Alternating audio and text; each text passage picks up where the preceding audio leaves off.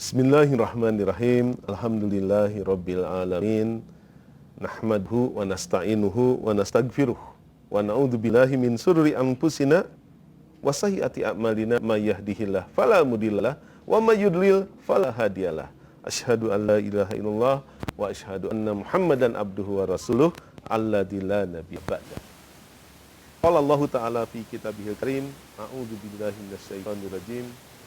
Hillalakum lailatas siyam rafasu ila nisaikum kunna libasul lakum wa antum libasul lahun ila ayah kadzalika yubayyinullahu lakum ayatihi linnasi la'allahum yattaqun. Wa qala nabiyuna Muhammad sallallahu alaihi wasallam la ayyahdiyallahu bika rajulan wahidan khairul laka minad dunya wa ma fiha. Sadaqallahul azim wa sadaqa nabiyul karim wa nahnu ala dzalika minasyahidin. Uhayyikum bi tahiyatil Islam. Assalamualaikum warahmatullahi wabarakatuh. Bersua kembali dengan saya Rahmat Puryodo dalam bahasan The Amazing of Ramadan. Bagaimana menjadikan Ramadan sebagai bulan yang amazing, luar biasa. Lain dari biasanya, tidak sama dengan bulan yang lainnya. Menjadi bulan yang membuat kita merasakan kedekatan. Menjadi bulan yang membuat kita terus belajar. Menjadi bulan yang menjadikan kita mengalami perbaikan dan menjadikan bulan ini penuh dengan kenikmatan. Di sesi ini mari kita coba gali bagaimana luar biasanya Ramadan itu bisa mendorong kita melakukan pemberdayaan. Pemberdayaan bukan hanya untuk diri kita, tapi pemberdayaan untuk orang lain. Di akhir ayat ke-187 surat Al-Baqarah, Allah Subhanahu wa taala berfirman, "Kadzalika yubayyinullahu ayatihi linnasi la'allahum yattaqun." Setelah panjang lebar Allah Subhanahu wa taala menyebutkan bahwa di malam bulan Saum ada kehalalan bagi seseorang yang sudah punya pasangan untuk mempergauli pasangannya. Ada ketentuan tentang hal-hal yang menjadi rincinya bagaimana kita bisa memulai makan sahur dan menghentikannya. Lalu kita berhenti di waktu matahari sudah terbenam. Dan kemudian Allah Subhanahu wa taala juga mensyariatkan adanya amalan iktikaf dilakukan bersama-sama di masjid dan juga ada ketentuan-ketentuan dalam iktikaf. Dan dengan itulah Allah Subhanahu wa taala menghendaki bahwa manusia bisa mendapatkan petunjuk dari Allah Subhanahu wa taala tentang apa yang diinginkannya dalam bulan yang istimewa ini. Di akhir ayat Allah menyebutkan kadzalika yubayyinullahu ayatihi. Demikianlah Allah Subhanahu wa taala menjelaskan ayat-ayatnya linnas, bagi manusia. Bukan hanya bagi orang-orang yang beriman, tapi bagi semua manusia. La'allahum yattaqun, agar mereka menjadi insan yang bertakwa. Bapak Ibu akang teteh yang dimuliakan Allah Subhanahu wa taala, jika kita cermat memperhatikan di ayat ke-183 akhir ayatnya berbunyi la'allakum tattaqun, agar kalian, agar Anda, agar semua yang dimaksud semua di sini adalah mereka yang ada di depan. Maksudnya menjadi orang yang diajak bicara langsung. La'allakum tattaqun, agar kalian semua bertakwa. Di akhir ayat ke-184 in kuntum ta'lamun. Sama juga. Objek yang diajak bicara adalah orang kedua, jika engkau mengetahuinya. Di akhir ayat ke-185, Allah menyebutkan, la'allakum tashkurun, agar kita menjadi orang yang terus bersyukur, karena menyadari begitu dahsyat nikmat yang Allah berikan. Lalu di ayat ke-186, Allah menyebutkan, walaupun tujuannya adalah kita, tapi Allah menyebutkan, la'allahum yarsyudun, agar mereka yang ingin semakin dekat dengan Allah, mereka yang ingin semakin mengenal dan mencintai Allah, itu konsisten dalam kebenaran. Namun di akhir ayat 187, Allah menyebutkan la'allahum yattaqun.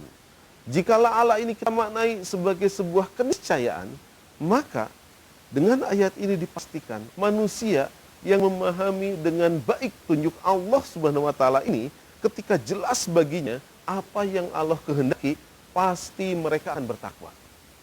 Dan tidak mungkin manusia bertakwa kecuali ada orang yang mengajaknya, membujuknya, mengundangnya untuk bisa mengenal apa yang menjadi keinginan Allah Subhanahu wa taala melalui ayat-ayatnya. Disinilah bulan pemberdayaan terjadi. Bagaimana di bulan Ramadan?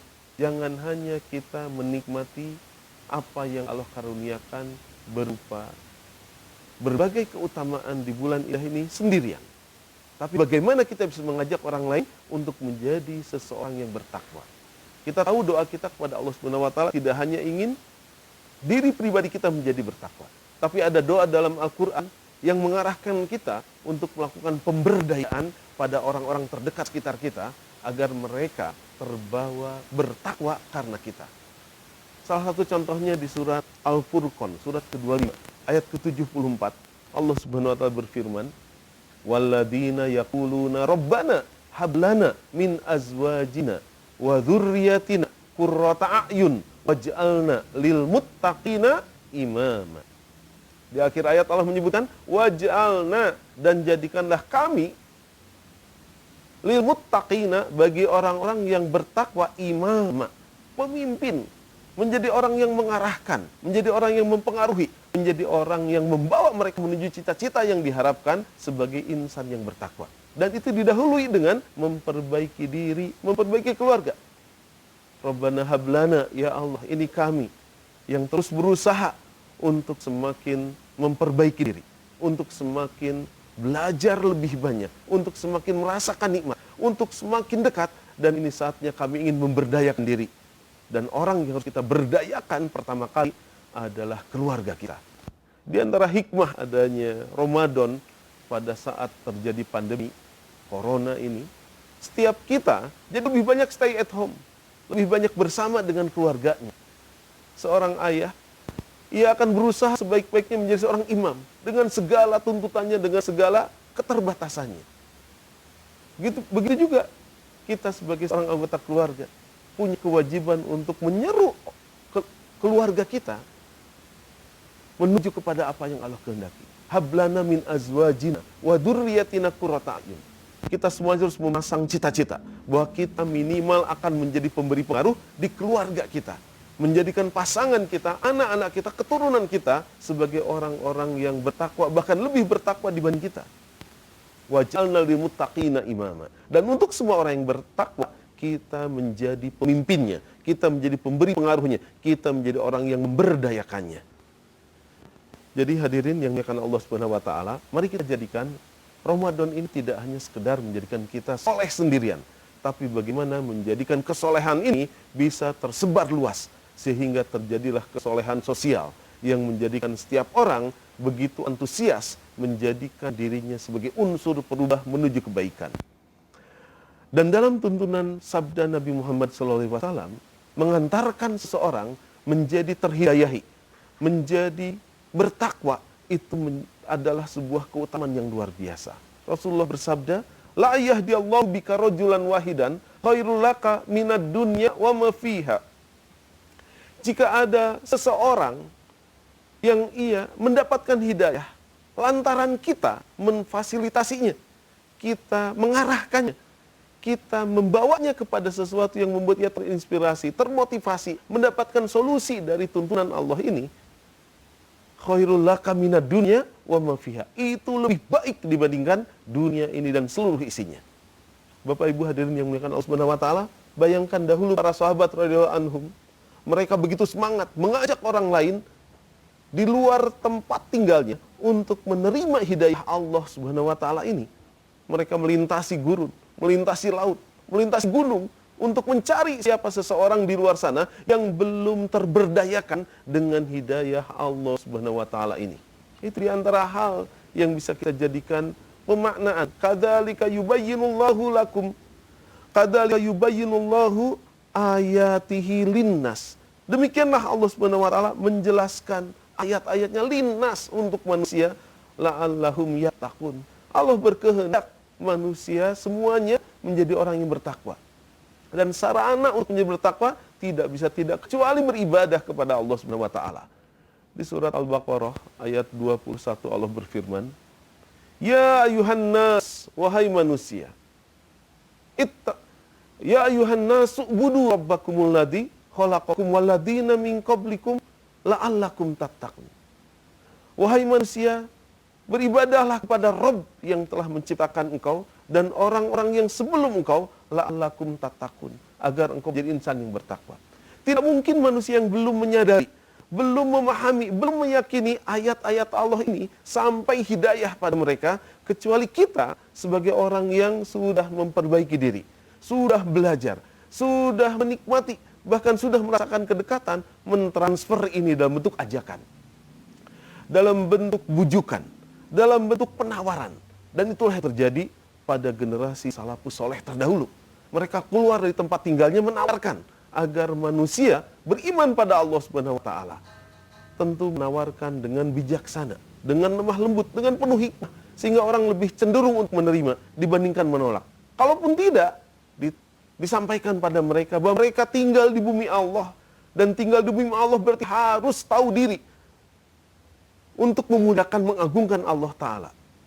Jadi dalam dakwah Islam, ketika seseorang diajak dengan lemah lembut, dengan penuh kebijaksanaan tidak menerima, maka jika memang kewenangan sudah ada dalam umat Islam, dia harus dibuat tidak nyaman karena tinggal di bumi Allah dan dia tidak tahu diri, sehingga diharuskan membayar jizyah.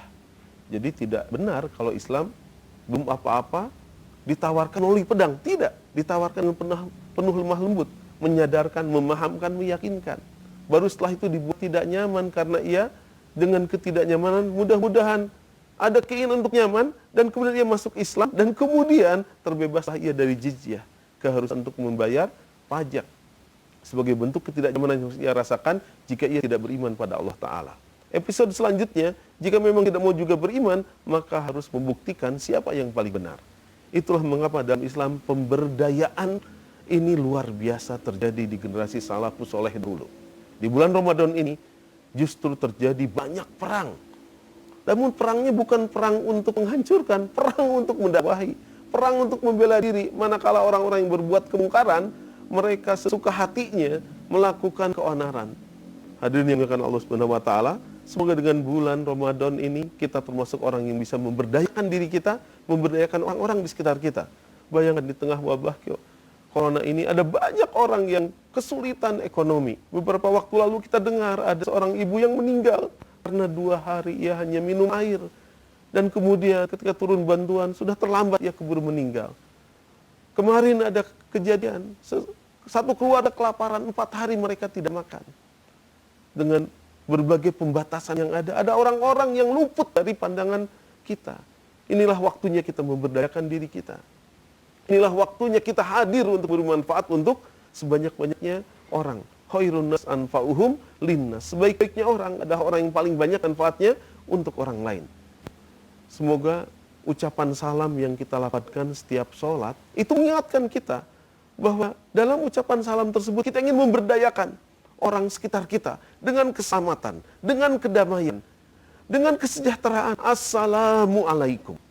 Bahkan warahmatullah, kita ingin menjadi sarana, jalan orang lain mendapatkan rahmat Allah, wabarakatuh, bahkan orang mendapatkan keberkahan lantaran kita berperan serta menjadi jalan baginya untuk mendapatkan kebaikan dari Allah Subhanahu wa taala. Semoga kita termasuk orang-orang yang bisa melakukan pemberdayaan di bulan yang penuh keberkahan ini. Untuk itu, mari kita bersama-sama memohon kepada Allah Subhanahu wa taala agar menjadikan kita sebagai orang-orang yang tiada henti terus berusaha menjadi seseorang yang paling banyak manfaatnya untuk orang lain. A'udzubillahi minasyaitonirrajim. Bismillahirrahmanirrahim. Allahumma inna na'udzubika min ilmin la yanfa' wa min qalbin la yakhsha wa min nafsin la tasba wa min du'ain la yusma. Allahumma ya Allah, ini kami yang berlindung kepadamu dari ilmu, wawasan, pengetahuan yang tidak memberi manfaat bagi kami, yang tidak mendorong kami untuk melahirkan manfaat lebih besar untuk manusia, orang-orang sekitar kami. Wa na'udzubika min qalbin la yakhsha. Ya Allah, jika ilmu tidak bermanfaat, niscaya ilmu itu tidak akan masuk ke hati dan membuat hati seseorang semakin khusyuk. Lindungi kami ya Allah dari hati yang tidak khusyuk, apalagi di bulan Ramadan. Lindungi kami jika hati kami tidak tergetar manakala setiap kumandang azan Engkau. Ya Allah, lindungi kami dari setiap hal yang menjadikan hati kami tidak khusyuk. Lindungi kami jika kami hatinya tidak tergetar manakala mendengar suara azan dilafadzkan. Lindungi kami jika hati kami tidak bertambah keimanan saat ayat-ayat-Mu dibacakan. Dan lindungi kami ya Allah jika kami terbawa hawa nafsu di bulan yang penuh dengan kebaikan ini. Wa na'udzubika min du'ain la yusma.